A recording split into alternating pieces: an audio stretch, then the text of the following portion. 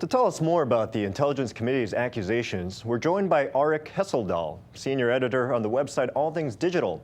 Thanks for coming on LinkAsia, Arik. There are accusations, but no smoking gun. Does that puzzle you?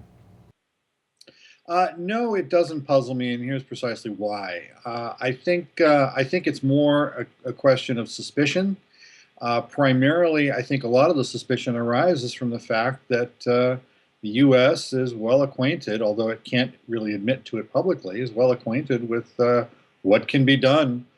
The most recent case that I cited in my piece for All Things D was Stuxnet, the malware that was installed in the Iranian nuclear research program through, as far as everyone knows, through the auspices of the United States and Israel. So I think the suspicions arise from the fact that the U.S. is well acquainted, is a very good practitioner of cyber espionage, cyber sabotage, and out-and-out cyber warfare. Do Huawei and ZTE have any kind of record of espionage that would prompt national security concerns? Well, espionage and sabotage, maybe no. We don't have any smoking guns. Now, I say that with the caveat of not having seen the classified portions of the House Committee's report, whatever those things contain, and I've never, I don't have a classified clearance, but I can suspect that there is probably some things that are legitimately raising concerns on the part of the members of Congress. They don't do this lightly.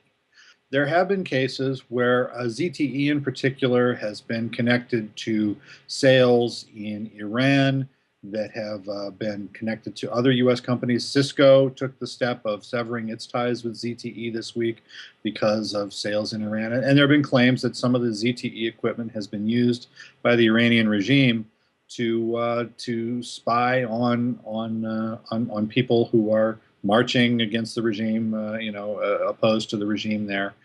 Has the Chinese government responded angrily, or do they seem to be taking the report in stride?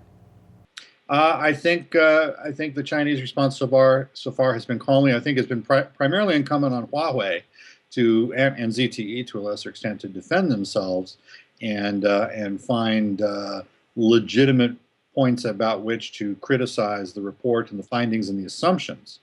Huawei needs to open up. There's no question about it. I mean, its founder has never been interviewed, has never been seen in public to the extent that I'm aware of, has never been interviewed by any media outlet anywhere.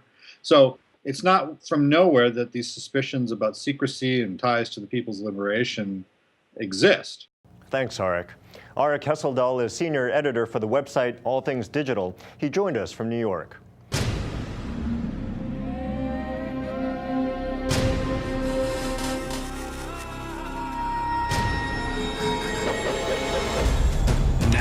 Airwaves, a global channel of uncompromising stories, world news, documentaries, entertainment, and culture. Link TV, connecting you to the world. For more information, visit linktv.org.